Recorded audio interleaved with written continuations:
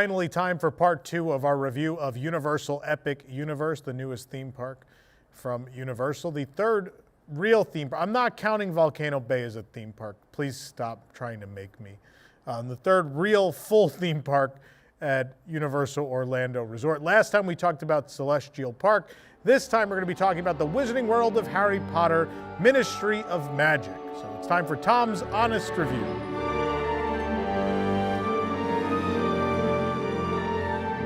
We're going to get a rant out of the way right at the top of this. And if you disagree with this, then I think you need to reassess your point of view. The name of this portal is the Wizarding World of Harry Potter, Ministry of Magic. Does the whole portal take place at the Ministry of Magic? No, it does not. It takes place in Wizarding France in the first half of the 1900s. That has nothing to do with the Ministry of Magic. And then, as for Harry Potter and the Battle at the Ministry, which is the main attraction in this portal, that attraction takes place in the late 1990s in the UK. That's a very different time and place. Now, I know we go through the Flu Network, and the Flu Network could certainly explain travel. What the Flu Network cannot explain is the time travel. Now, we time travel through the portal. There's a time turner on the portal into this world. So that explains how we get to France in the time period we are in. That explains it. But what does not get explained is how we then time travel again. There is no time turner at the entrance of the Metro Flu. We time travel again to go to the Battle at the Ministry in the late 1990s in another part of Europe. It makes no sense. So the name, I hate the name of this portal. It's a terrible name. They were clearly afraid that people would not be happy that it's a land based on Fantastic Beasts and Where to Find Them, which is a film series that had a lot of issues. That being said, they still really doubled down on that. Everything but Battle at the Ministry is heavily based upon that film series that Warner Brothers, it seems, is trying to make us forget. So this name is terrible. Also, the placement, we will talk about. I love Battle at the Ministry. I think it's a great ride. It has to be in the 70 years of major theme parks in the world. The 70 years of Disney and Universal and major theme parks from mega corporations has to be the attraction that least belongs in the land it is located in. Because again, it is not of the time period, the place, and our transportation to it has no explanation. The official word that Warner Brothers has given Universal is, it's magic. There's no story explanation. They're not even trying to give you a story explanation. It's just magic. It just happens to be there. So, okay. Well, we've gotten that out of the way. That is pretty much my only and most major grievance with this portal, because I will say this particular portal is of the highest quality of theme parkery that has ever been done. This is at every turn Tokyo Disney Sea level. If this was plopped in the Disney Sea, the quality would be completely even. It would fit naturally because it just matches the level of detail and story and care. They did a magnificent job on this portal. And you could tell where the money in Epic Universe went. It really went to two particular portals, one being Super Nintendo World and a majority of the money being this particular portal and the Battle at the Ministry ride. The level where all the shop windows are full of detail. Every turn there are advertisements and newspapers and other artifacts that continue the story. Beyond that, there is entertainment that continues the story and makes the place feel real and lived in. The interior spaces are unbelievable. And I'm not even talking about Battle at the Ministry. I'm just talking about the proper land. But let's try to segment this. Let's talk about, number one, the portal. All four worlds have portals. this is a good one. I like the symmetry of the wands. On one side, there are the wands of Harry, Hermione, Ron, and Voldemort. I've said his name. That might be a mistake. And then on the other side are the wands of the, I would say the mirroring major stars of Fantastic Beasts and Where to Find Them with Grindelwald and is it? I don't know these movies very well. There are two female characters I'm forgetting the names of right now. Katie, do you know them off the top of your head? Do you know? Or you're not a big Fantastic Beasts fan either? I don't even know. Well, Newt, yeah. Newt and Grindelwald I know. Those two I know. I don't... What are the other two? Queenie, yeah, and there's another one. Another female character in particular, I believe. Whatever. You get... I'm not the world's biggest Harry Potter fan. I know a good amount about what we could call classic Harry Potter at this point. Fantastic Beasts, I think I watched most of them on an airplane and fell asleep during them. So I will do my best here. So I like that symmetry. That same symmetry between the series on the Phoenix Arch that's in the land. On one side you have some of the beasts that are more prominent in the Harry Potter film series. On the other side, the beasts that are more prominent in the Fantastic Beasts and Where to Find Them film series. I like that symmetry, and I like that the land is celebrating both in that way. But then, as far as the land itself, the main land does very little to celebrate the main Harry Potter franchise. It's really focused on Fantastic Beasts. Now, while I don't think those movies are very good, I think they offer fantastic material to play with in a theme park environment. It's very much the same way I feel about Avatar, where I don't think those are particularly magnificent movies, but I think that world and the creatures that inhabit it make for really good theme park fodder. And that's the same here, where the beasts are like, they're all incredibly creative and they're fun and they work really well. And I love that there's a whole world inhabited by them. Now, in the mainland, I'm very surprised there's one, the Puffskein, that performs with the jazz band. But out in the mainland, there are very few creature encounters. There's the creature that pops out of the fountain for one of the magic wand effects, and then the nifflers in the windows, and then the bowtruckles, which are in two different windows. You'll find them. I love those moments. Those are great moments. And I like that they're there. But we don't have Universal Japan and then Universal Fan Fest nights. We've seen encounters in Hogsmeade. So we've seen the Baby Dragon.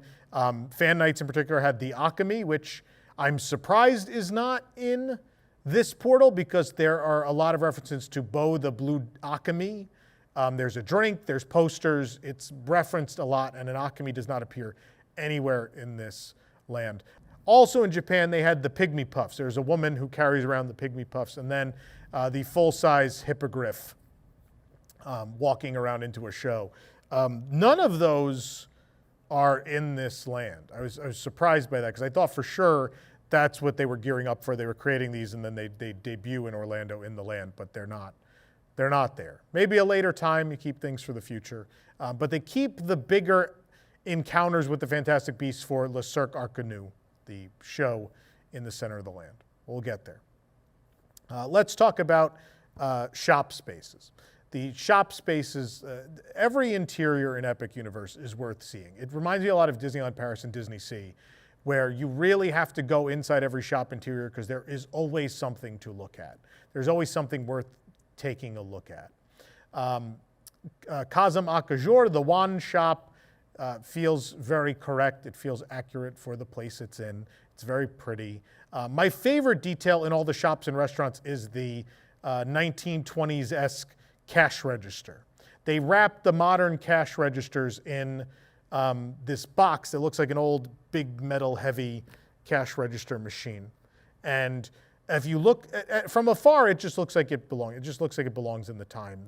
You wouldn't think there's more detail to it. If you get up real close, there are actually beasts hidden all throughout that filigree and that work on the front of it and the sides, and that's wonderful. I love that they're like, this is the beast focused version of the Harry Potter theme park world. And so every inch of this land has to reference the creatures from these film series. I think that works really well. But yeah, the wand shop, I think it's great that there is a character that I like the difference that in the other Harry Potter portals you can visit, you visit the wand shop and you meet the proprietor and there's a whole show. I like that we skip that here. Like that exists in the other two parks. We don't need it again. We just have a straight up wand shop, and sometimes Casa Makajora is there and sometimes she's not, and you can interact with her if she's there, and it makes it feel real and lived in. But I don't need a whole nother wand show experience.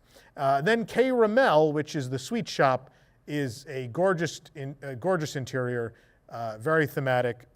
Love the Parisian, candy shop aesthetic. It's one of the things Paris is known for, and so it makes a lot of sense. The other thing Paris is known for, though, is baked goods, a patisserie, and they built the facade of a patisserie, and they didn't build the actual place. Now, from what we have been told, there are 2 venues in the land that are saved for future expansion. So there were some budget cuts, believe it or not, even in this land. You wouldn't think it walking through the first time because it's dripping with money, dripping with detail that obviously was very expensive.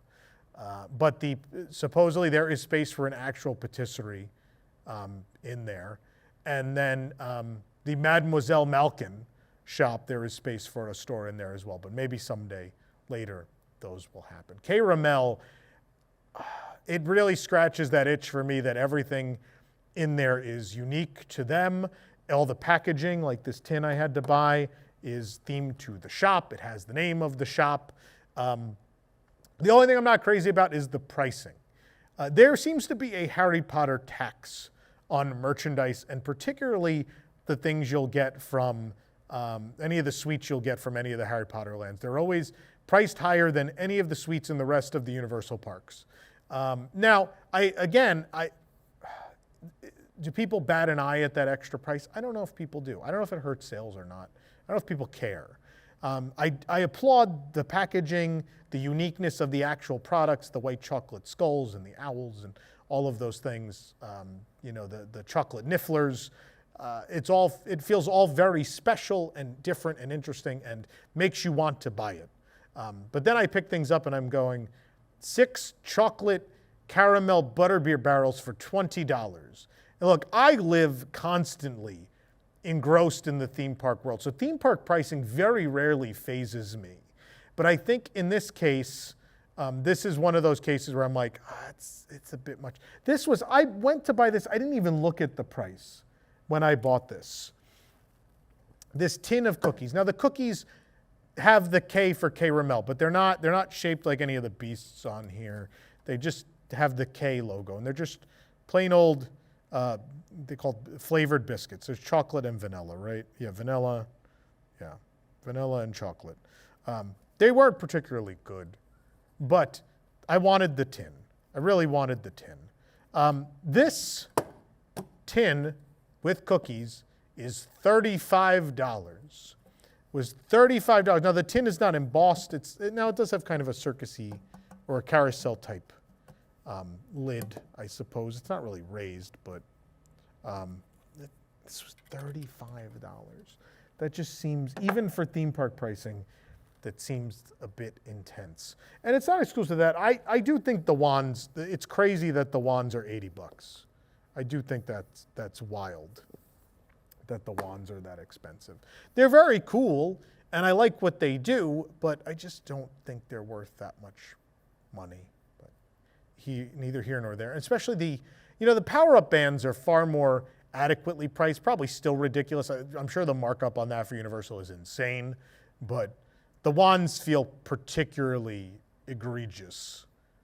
For sure, even compared, people are complaining about that $60 key at Disneyland that you stick in a keyhole and it lights up, and that people are complaining about that at $60. If this is $20 to $30 more, I'm sorry, we need to be complaining about this too, if a $60 key is a problem. Either way, I applaud caramel. I love the stuff in the cold. I haven't had anything from the cold case yet, but I very much want to try some of the caramels and things in there. A lot of love and care clearly went into that. A lot of thought went into the store and the merchandising, and applause for that. And then the department store across the way, again, feels like a 1920s, 30s department store in France. I love the upper level. All the stuff on display is really cool. The window displays are great. It feels very ornate in there. A lot of marble. All these stores have a lot of marble. This in the Metroflux store, actual marble in there. No corners were cut in these cases. Instead of, they cut 2 full locations, actually, but I think that's the right way to go, and then do the best you can with what you're actually going to build at this time, and push those off in hopes that in a later phase, if they get built, they are built to their fullest. Rather than cut budget in order to have 2 more venues, cut down the level at which you achieve the venues you already have. I think the right choice is to do those venues to their fullest and just push the others off till the money's there to do all of them correctly. But merchandise-wise, there's a ton. I love that there's a Phoenix Arch wand and a Phoenix Arch wand holder. That's the main. That and the caramel thing I had. Those were my must-buys. I had to buy them. But I think product-wise, they did a tremendous, tremendous job park-wide. And we won't dive too far into that now. While the wand is here, I want to talk about the wand experience. Now, a couple months ago, they started rolling out the 2nd generation wands and their experiences in Hogsmeade and Diagon Alley, which I know Nana did an exhaustive video about. And I think in the end, I know Nana complained the whole video, but you have to know Nana to understand that that's just what she does. In real life, Nana has gone back and played with the wands again, which means she actually really likes it. She just doesn't want to admit that. I got to see a couple of the effects in Hogsmeade and Diagon, and I think some of the new stuff is really cool, really pushing things to a new level, and I appreciate that deeply. There are those moments in Place Cachet where you certainly feel that there is the experience where you make a potion. That one's just a point and it does it, but I mean, that's still more in-depth than a number of the wand experiences have been, so I appreciate that. My favorite is the one where you close the luggage. I like closing the luggage game. A lot of people, the problem is the game is not intuitive in a way that it explains to the guests what is expected of them. Now, for those of us who live in the theme park realm constantly, we catch on there's a game happening, I have to keep going. And same with there's the spell book. A lot of guests do the Revelio spell and they activate the book and then they don't realize that they're supposed to keep going. And then same thing happened at the potion making window. Someone started it and walked away and we just had to stand there while the next 20-something seconds of their experience unfolded. And it was pretty annoying. So I'm not saying they need to put team members there, but maybe there could be a voice. It's a magical world. A voice out of nowhere can happen. Or you can add signage. You could do either of those, and the voice might be more effective. But either way, some explanation has to happen because guests are not catching on to everything. They activate the luggage game, and then they walk away, and the luggage is just popping up and going crazy, and you're standing there waiting like, what? Well, they didn't finish their game. But I really enjoy that new stuff. And the other basic effects in the windows in this and in the fountain and other places are very, very good. What's disappointing is the build-up to this. There was a lot of build-up. They launched the 2nd generation wands early in the other parks and said, well, on grand opening day, we will have wand adventures ready for Place Cachet. One wand adventure launched. Now, I believe Nana did have to go back and start over, essentially. It did not keep the progress from the other parks where she could just jump into the adventure. So she had to go do all the windows in Place Cachet. And once she had casted spells at all of those windows, it then gave her an adventure. Now, the adventures were, to my knowledge, pretty in-depth at the other parks, and they took a bit. The one adventure that has launched at Epic Universe takes 2 spells. So you go to one place and you cast a spell, and you go to another place and cast a spell, and something's revealed, and then the adventure's over. That's it. So, you're already selling these 2nd generation wands in this park. You've given people expectations because of the adventures they've been able to go on with the wand in the other two parks, and you're not up to speed at Epic. Now, I know it's a new park. I understand that. But you've still sold people an additional product. You've sold them an additional expensive product that day in Casamance Jour with no warning that maybe the adventures are not really all there yet in this park. So shame on them for that. I have no doubt that once they get going, this will be very cool. I think the second generation wand experience has been a big upgrade overall, and I'm excited to do it some more. I have not been to Islands or USF a whole lot since it launched. We went one evening and I did a couple of them, and I was very impressed.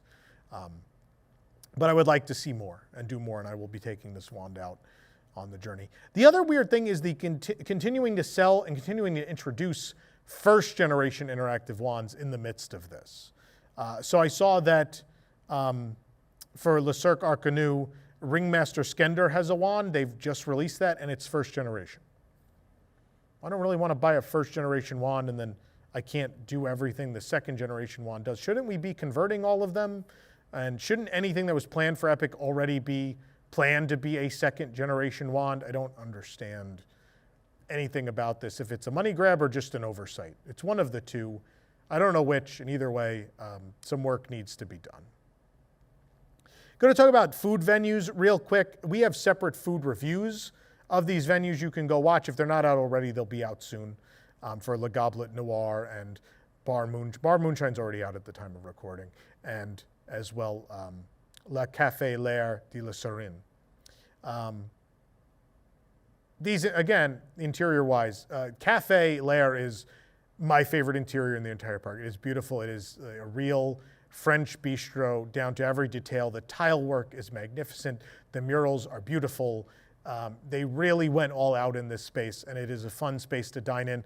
I love that there is seating on the sidewalks on either side of the building, that you get that real French bistro experience. Now, I'm not saying right now everybody wants to sit out there on the sidewalk under the awning.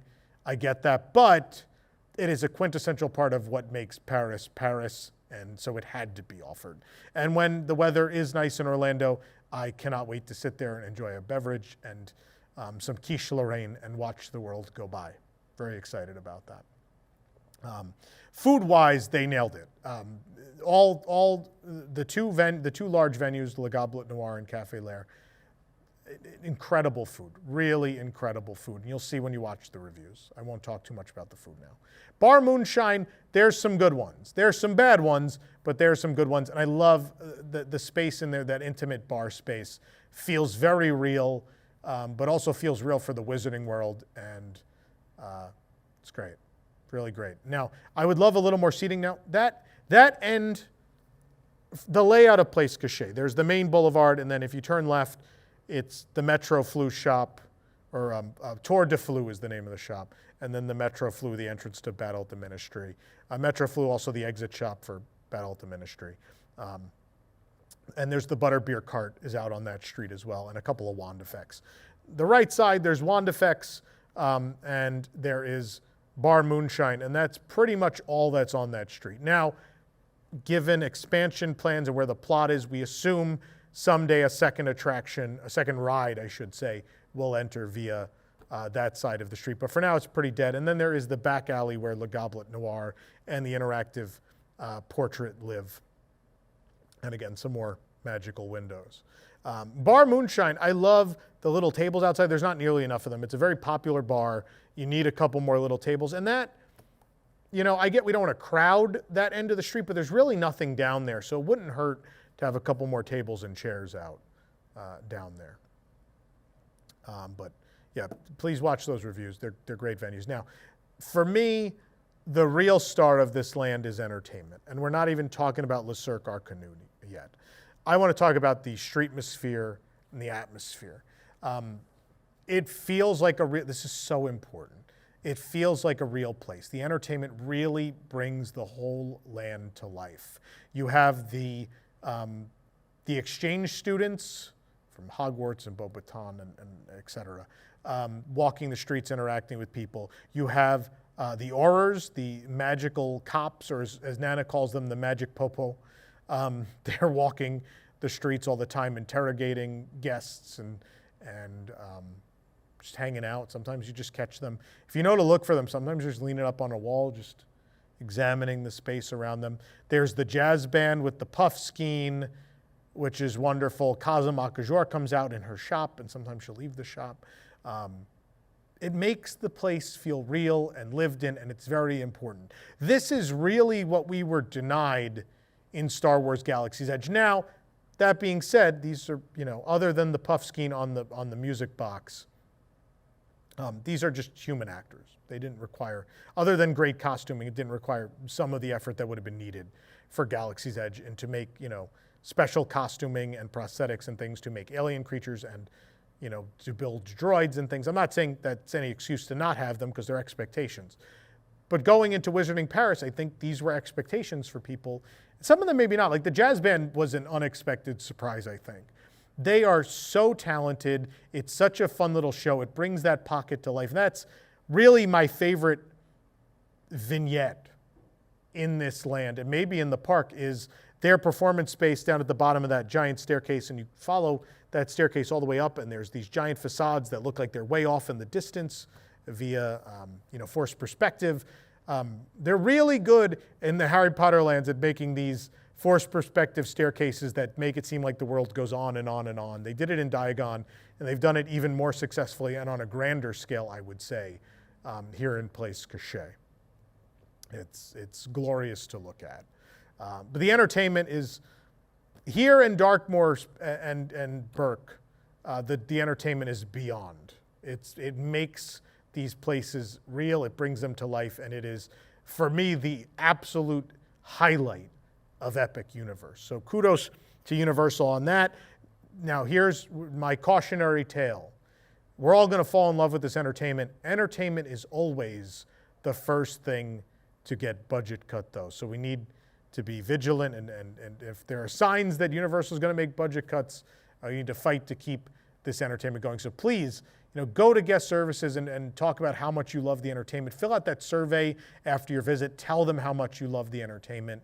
Go on social media and at Universal and say how much you love the entertainment. Keep that entertainment alive, because I promise you it'll be the first thing they come for. Now, with Harry Potter not being Universal's own thing, they don't own it, maybe it's a little more protected. Maybe the entertainment in this land will be protected more so than other lands, but I would be very worried about Darkmoor and Burke, in the coming weeks and months and even years, as the pencil pushers are always looking for something to cut, and entertainment, sadly, is always the first thing that ends up getting cut. So hope it hangs on. Now let's talk about the attraction. We'll start with Le Cirque Arcanus, which is based on the Fantastic Beasts and Where to Find Them film specifically.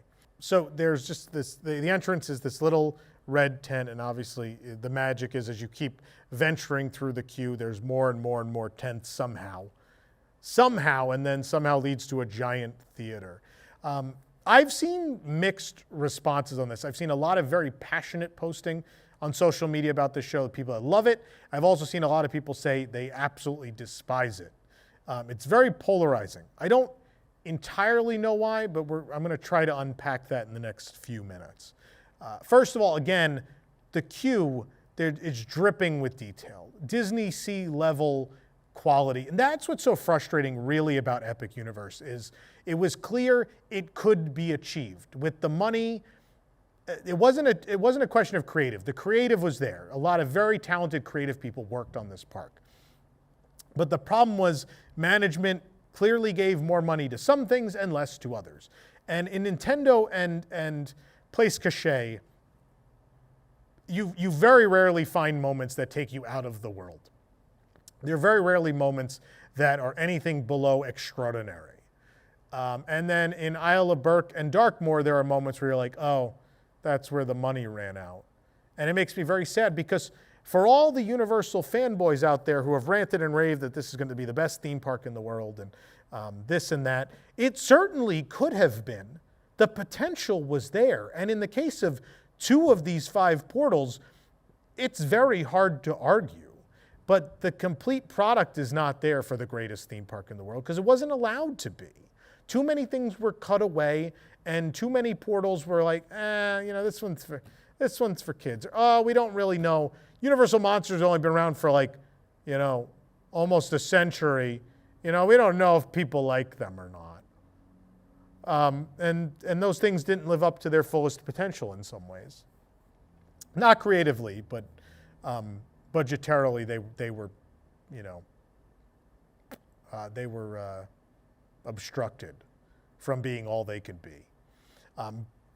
Potter was not in any way, shape, or form. The queue, I love the queue. There's so many great props. There's so much great detail, a lot of foreshadowing. And then you enter a very large standing room for the pre-show, which is classic theme park show pre-show in all the right ways. This scratches that itch for me of, you've arrived for a show, but you're also going to see things you're not supposed to see. There are things that, there's things going on in the background that you, as the person who bought a ticket to the circus, should not be aware of. But of course, it's a theme park show, so you're very much privy to all that is going on here.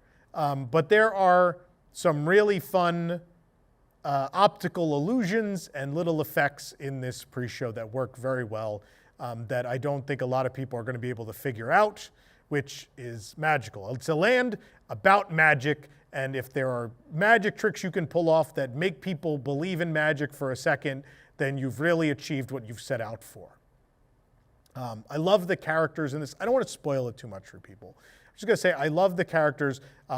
Several of the performers, I thought, the Ringmaster Skenders and several of the characters, I think, are excellently portrayed. Also, shout out to the walk-in music. Once the pre-show ends and you are moving into the theater, it's one of those songs that you just can't help but march to into the theater. It's up there with the Tiki Room march-in music, which everyone loves. This is a real good one. Theater is beautiful. Love the sort of mismatched benches. They're different colors and such. And it feels like a real old circus tent space. And here's what I'm going to say for the show without trying to spoil too much of it. The first half of the show that emulates a circus is okay. It's okay. None of the acts are particularly like, oh, wow. And Universal has staged very impressive circus acts on the regular before. I'm thinking of Halloween Horror Nights in particular, with Nightmare Fuel.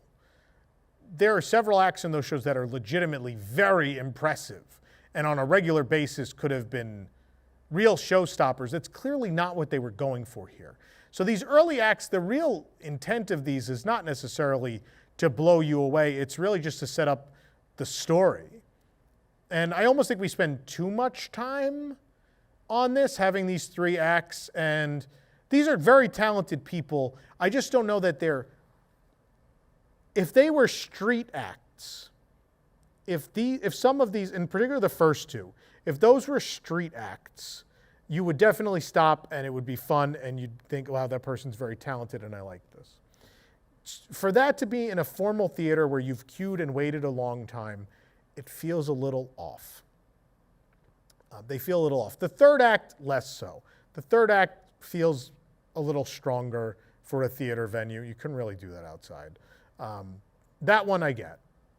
And then the show transitions and it changes from, circus stunt show into sort of character stage show, a puppet heavy performance with big impressive set pieces and a lot of digital magic. And this is a real charming part. Now, the hook of Fantastic Beasts is obviously children and adults alike. Many people have a fondness for animals and nature, and we've learned that the circus is to be villainized, and so they've picked a good villain here in the circus, and the treatment of animals in a circus. That makes sense. And then to have the dichotomy, to have the parallels of the character who works for Skender, but she's very compassionate and she immediately enters the suitcase, spoiler alert, enters Newt Scamander's suitcase, which is where the second half of the show takes place. And it is this incredible world, and she's sort of acting on behalf of the audience in being amazed at all the wonders inside and all these creatures she continues to encounter. And you could see she really has a soft spot for all of these creatures. And then the evil ringmaster Skender appears, and there's a battle that ensues, and so on. I love practical puppetry and costuming. I love when it's done right, and it is done so right in the Cirque Arcanus. All of the creatures look great, whether they're puppets or costumes, they're all wonderful. They look like they've leapt off the screen into the show. The puppetry is top-notch. If it hadn't been for, Disney really has pushed the envelope puppet-wise as of late. If it hadn't been for the Taka and Tafiti and the Tale of Moana on the cruise last year, I think I would have been more blown away by the puppets, but it doesn't really take away from the artistry that has been what has been achieved in this show. They're very, very impressive. They're very, very good. And they're among the best I've ever seen. They're very fun. This second half of the show is wonderful. It really makes you feel something. It's well put together. And the one thing I've seen, which I think is fair, is I don't know if this is really a spoiler, but Newt Scamander appears. He's in the show. But he appears on a screen. Now, what has been a hallmark of the Harry Potter lands and attractions around the world since the beginning is making the movie stars, as their movie characters, appear digitally via what has become, some people call it the universal effect. It's a thing they've used so many times, but you can't help but equate it to Universal Creative, which is a scrim in front of propping, and you project the character onto the scrim, and they, and you see them there. And Disney's even stolen it. The Spider-Man ride at DCA and in Paris does it too. I think it's weird that it wasn't that. It's just a straight up screen, and you can kind of tell. And so Newt is interacting with Skender and the lady, and yeah, it feels, look, the performers in the show are fantastic, and they make it work. But also in the audience, you very much are aware that they're interacting with the screen performer. There's no other real way to do it. I don't know that you should have really cast Newt Scamander. I think you could have. I think based on what we've seen in recent shows, not even just at Universal, there is a talent pool in Orlando, and there's talent out there. And you could have found people who really could have nailed a resemblance to the character people have seen on screen. It could have been done. I don't know. A choice was made. I don't know if it's the wrong choice, but either way, what I will say is I absolutely adore this show. Maybe only for the pre-show and the second, well, I mean, for everything but the early circus acts, which again, these are super talented individuals. I just don't know that man spinning, the big square and bubble blowing clown are showstopper acts. Maybe they're not meant to be. Then maybe they should shorten those a little bit. But it's very clear they're also shortened to the point where those people don't get a ton of time on stage, and it's really just to set up that you're at the circus until you're not. But that's the weakest part of the entire program. Love the pre-show, and I adore the second half of the main show. And I won't talk about the surprise with the curtain at the end, but I love that. Both what's on the curtain and how the curtain is presented are fantastic. I adore this show. I think it's a wonderful piece of art. And same with Untrainable. My main problem is we're building these giant, expensive venues for shows, and we're building seating, and these shows aren't terribly long. I would have liked 5 more minutes of both Untrainable and this. They're very short. They're very short. And maybe, I know we don't think the US guests have a great attention span at this point, but I bet if the show was great, they would be with you for another 5 minutes. And this show is, I think, and many times this show is great. I really love it. I adore it. I think I'm a big animal lover, so that last half strikes a chord with me. And also just the oohs and ahs of like children in the audience seeing these creatures come to life. It's actual real world magic. So I love Le Cirque Arcanus. It is something I've done. I've seen it way more than I've seen Untrainable. On the busiest days I've been so far, and I've been a lot of days now, I've gone to see Cirque each one of those days because it just Makes me smile. Give me the warm and fuzzies, for sure. Love it. Now, with all that out of the way, it leaves one big thing remaining, and that's the ride. That would be Harry Potter and the Battle at the Ministry. I've already talked about the story problems. That's out of the way.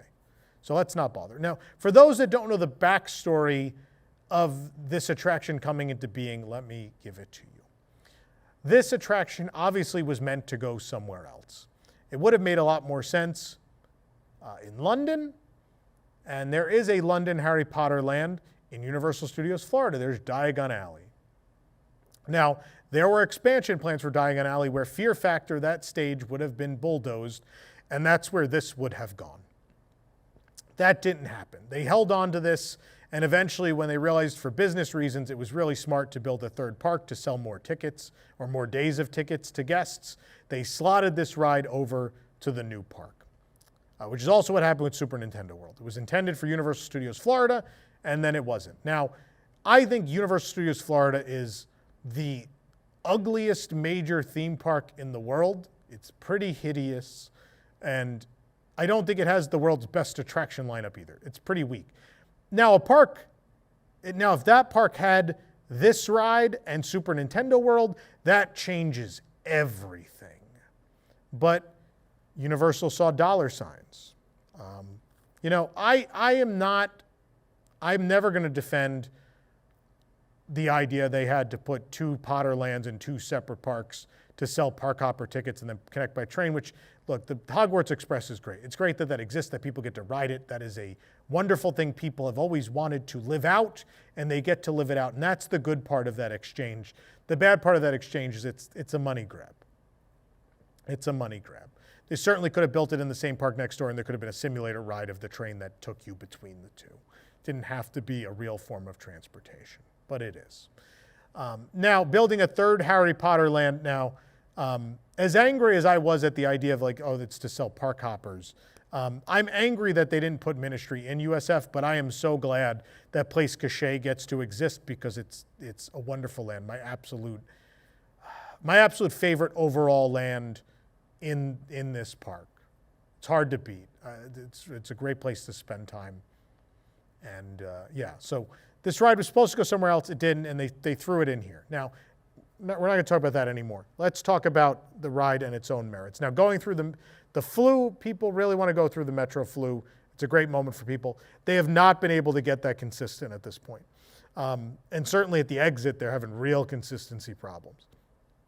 Now, that's a real important story element. So it's bad that it's not consistent, and it's bad that people are getting thrown through those hallways and the Flu is not going off. That's bad. They've really got to figure that out because you're killing the magic. And it's important to people. There's a lot of people where that's, for them, more important than the ride. It's that moment of getting to experience the puff of green smoke and suddenly being in the Ministry. That's more important to them and more special to them than any of the ride experiences. And you can't argue with them. It's for good reason. So hopefully they get that figured out. When it does work, it's very fun.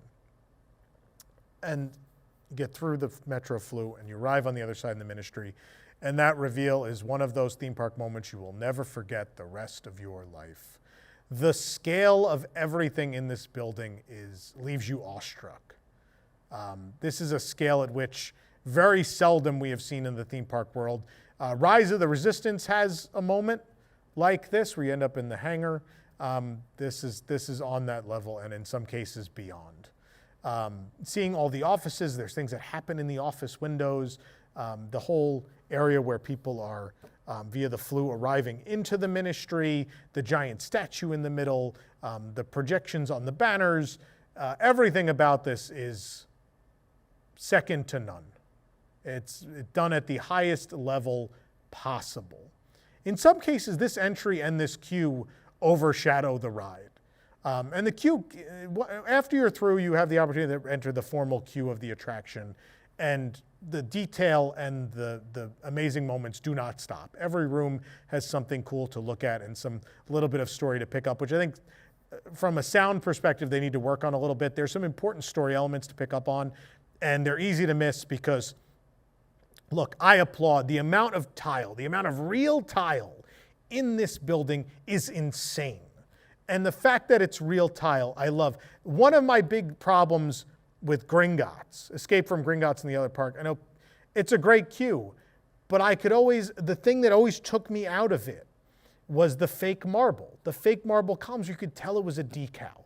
You could tell it wasn't real marble. It didn't have the shine to it. You could tell. Now, every inch of this building is not covered in real tile. Anywhere a guest can touch is real tile, and then anything higher is not. But I will say, anywhere it's not the real tile, because you've given that illusion by putting the real tile on the lower level, it doesn't even register, and it has texture to it. It's not flat. So whatever they've done for the fake tile above works perfectly. The illusion is maintained, which is what's so important if you're trying to immerse people in something. But the rest of that queue is insane. But sound-wise, because of the tile, when people talk and chatter and such, it echoes and it reverberates, and it gets hard to hear what portraits or statues or other things are saying when you're in the queue. Nonetheless, I love every moment of this queue. That vacuum robot is everything. I need merchandise of the wood monster statues from Monsters Unchained, and I need merchandise of the stupid vacuum robot from Battle at the Ministry. I love him. Everything about his aesthetic is wonderful, and I love him. But yeah, every inch of the queue. We got stuck one day at that animated map early on in the queue, and for several minutes that was really entertaining. There was just so much going on, and it kept you. If you get stuck there for a few minutes, you're like, oh, okay, this is cool. I get to see every little thing in here and really take in all of these details, and it's fine. Obviously, you don't want to sit on the floor for 2.5 hours, which I've done twice. They need to get this ride fully working. You don't want to do that, but if you do get stuck for a couple minutes in each room, you won't really be upset. So if people do wait, look, I'm not saying I want to wait 5 hours, which has been the norm. If I had to wait 3 hours and it was my first time through this queue, I think I would have a good time. I think as long as it kept moving, I got to experience the same amount of time in each room. They are so detailed and so wonderfully created that would be okay, which is a huge achievement. There's very few queues in the world you can say that for. 5 hours, I don't know. And that extended queue, like out covered to the left of the Metro Flu entrance, is no good. Like, no one wants to wait there. That's a terrible switchback to be in. There's not a whole lot to look at there, and it's sad. That's the worst part of the queue. But everything beyond that is absolutely wonderful. Let's talk about the ride. Now, the ride is really everything that Universal has learned from what many would call the most quintessential Universal attractions, the things that got them to the dance, which would be Spider-Man, Forbidden Journey, those things, all wrapped into one. I think the ride vehicle is fantastic. I love it. Now, does it match the elevators people are used to seeing at the Ministry? No. But I think it serves a purpose here, and capacity is important. So the fight, to alter what people know so you can accommodate more guests, I'm not going to argue with that. That's the right call. And anyone who says otherwise is very wrong. But the details inside, the plush, the Ministry logo covers over the speakers, the little I hate to say subway map, but the elevator map that lights up throughout the attraction and does different things. It's a really cool ride vehicle.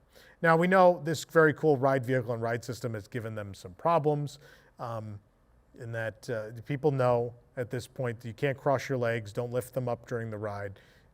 The ride then thinks you're not there, and it shuts down the ride, and in many cases brings up a big old screen comes up to make sure you don't fall out of the vehicle, especially when it's raised up. So there will be some spoilers here. It's essentially Spider-Man with a scissor lift, for lack of a better term. So it's the Spider-Man ride system, and shakes and rocks you around and all that, but it also has the ability to raise and lower you very fast. I love at the beginning of the ride, where you take off with the elevators and it does that quick bounce up as if you've taken flight and you're going through the halls. And the effect of the physical elevator with the screen-based characters inside and the moving, the projection surfaces on the side, That works really well. I'm not a big fan of projections and screens and rides unless they need to be there. I love the fact that they did a physical elevator.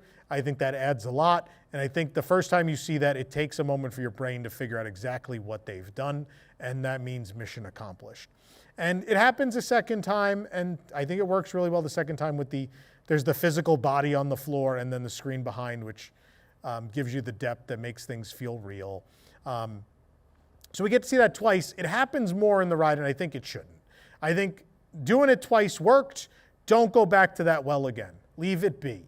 You got us the first time. The more we see it, the more we're going to think about it, and the quicker we're going to figure out how you did it. So don't do that. Stay away from that. Then in between, though, these incredible scenes with a scale the likes of which I have not seen before. They're just massive show scenes. With the Death Eater animatronics are phenomenal. They're great. And the screens are so crisp that sometimes you second guess as to what is in the room with you and what is not. That first cabinet that eventually falls over on the screen, every time I look at it, I go, it looks like it's really there. I know it's not there, but it really does look like it's there.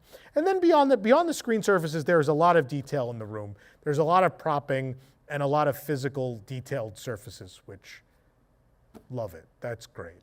And having animatronics mixed in completes the illusion. It's a great scene. My favorite scenes, though, are what comes next. Now, because the land is mostly themed to Fantastic Beasts and Where to Find Them, I think it was important to include magical creatures in this attraction. And so the magical creatures get a segment, which I like that connective tissue a lot. I think that's important to give some sort of connective, because otherwise there is no connective tissue between Battle at the Ministry and the land. None whatsoever. This is the only thing that somewhat connects them, is that you go to the Department of Magical Creatures and you get to see a bunch of magical creatures, and then you have an encounter with a particularly large one. Was it Urumphant? Whatever the name of it is. He's on screen for a bit and he hits the vehicle. Now, originally, when the ride first opened during previews, the creature hit the vehicle and you got thrown up and there was a drop. They're currently not doing that because it was making the ride go down a lot. I really hope that comes back. That really thrilling moment made the ride, and I'm sad that it's been toned down. Now, having the ride operate for people is important, and a lot of people don't even know what they're missing, so I totally get it, and I'm not going to shame them for it.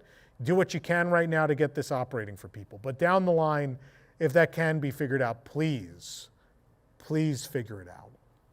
My absolute favorite scene is the next one, where that creature then leaves the screen, enters I do particularly love, there's a projection on the wall before the creature enters the real world where it looks like the bricks are getting knocked out. There's some debris coming off of the wall, little thing that not everybody notices. And then this scene, you have this giant creature in animatronic form interacting with the physical elevator with the screen characters.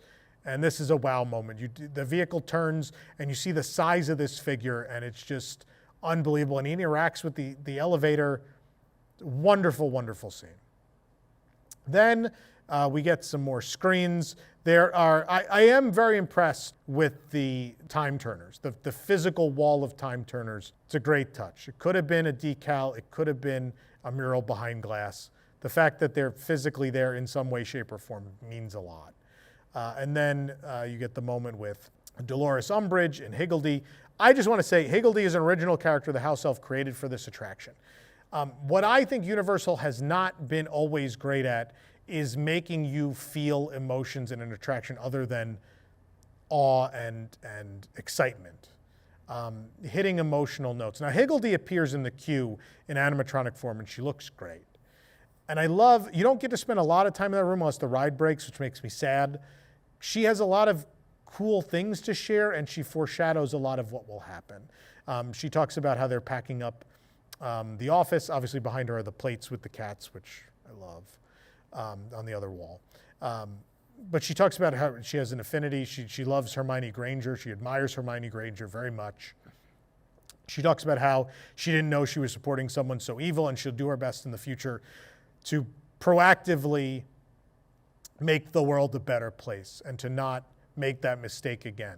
And so you get all that foreshadowing and that character, you get a character arc out of Higgledy.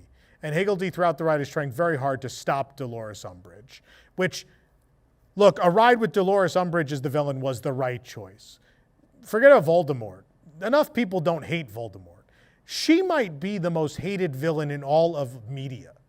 And so having a ride where you are a part of helping to stop her gets people emotionally invested. And then creating this really likable house elf character on top of it, you root for her throughout the attraction, you fall in love with her. You really feel for that character. And then you have your big finale where Dolores gets what's coming to her, and I won't spoil too much, but it's neat. The animatronic's solid, and the projection part after, it's so crystal clear and envelops you so much that it's very immersive. And then I really love when it's fully operational. They've been having some issues with the projection technology. When it's fully operational, then you apparate into the courtroom, and we get the big finale where she's found guilty and she gets her comeuppance, and it's great. And the dress change, when it works fully, it's been a little off since the beginning. When it works fully, her pink dress turning into the black and white jail uniform, it's wonderful. They got to get that fixed. I know right now they're focusing on getting the ride to work and less on special effects. I hope they get the ride consistent to the point where they can get back in there and make sure these effects work seamlessly for people like they did the first couple times we rode it. Because when it's all seamless and all working, this is a amazing attraction. Amazing attraction. There's then an on-ride photo, which I think it's a great placement. And their on-ride photo where it's actually the Daily Prophet newspaper, that has got to be the best on-ride photo in the world. There is not a better one I can think of than you getting yourself printed in a newspaper. That's a brilliant idea. Love it. And then you get your big finale where Hermione and Higgledy celebrate, and they have the Death Eaters, in handcuffs, and they're taking them away. And Higgledy thanks us for our help. I don't know what we did. Maybe we were witnesses at the trial. There is a theory. So Eric was joking after we got off the ride. He goes, that's the quickest, that wasn't really a fair trial. Literally, we arrived for the trial, and the Minister of Magic condemns her, sets her off to prison immediately.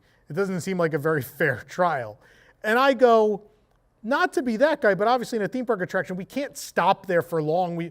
The ride vehicle's not stopping for a full trial. That's not happening.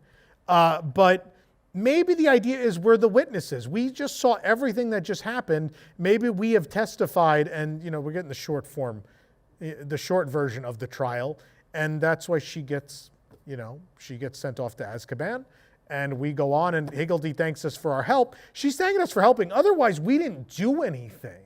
We did nothing but ride the elevator. So I think maybe it's implied that we're witnesses and we help put her away. After that is my one big major gripe with this attraction.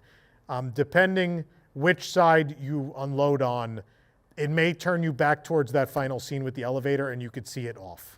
And it completely ruins the illusion. You just see an elevator, like if it's not going for people, you just see the elevator sitting there and the projection's frozen, and then you'll see it go for people. And it just ruins the illusion that was just for you. Like, maybe don't turn us around until we're out of view of that scene. Or that scene should have been placed differently. Otherwise, the sightlines throughout this ride are impeccable, except that one moment. I do love that ending where the robot vacuum appears again. We foreshadowed his existence, and he's there at the end, and the place is destroyed. He's got his little dustpan, and he's brooming it in, and I love that. That puts a smile. That whole ending of this ride puts a smile on my face, except for that when it turns us towards that scene we're not supposed to look at.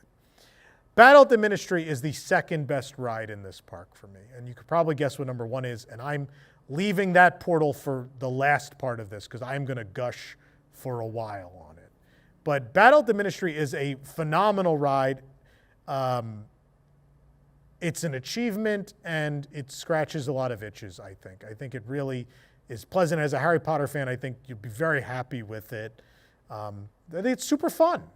Super fun. I just hope we get that drop back in it. But overall, speaking about Place Cachet, the Wizarding World of Harry Potter Ministry of Magic, which should not be the name of it, but nonetheless, the entire land, its attractions, its queues, its entertainment, everything about this portal is of the highest quality ever achieved in themed entertainment. And it's not just because of the creative people. They did, everything they possibly could. It's also because management allowed it to be. The money was given to it. It was believed in. And that's how this whole park should have been. Every inch of this park should have been that. Corners shouldn't have been cut in other places. They should have went for it. This proved that Universal could have taken the crown. They could have built. The potential was there to build the greatest theme park on earth, and they didn't allow it to happen. They stopped it from happening with things we'll talk about specifically in the next couple of reviews. But I don't have anything really and truly other than the story inconsistency of Battle of the Ministry being there to knock this portal with. I don't.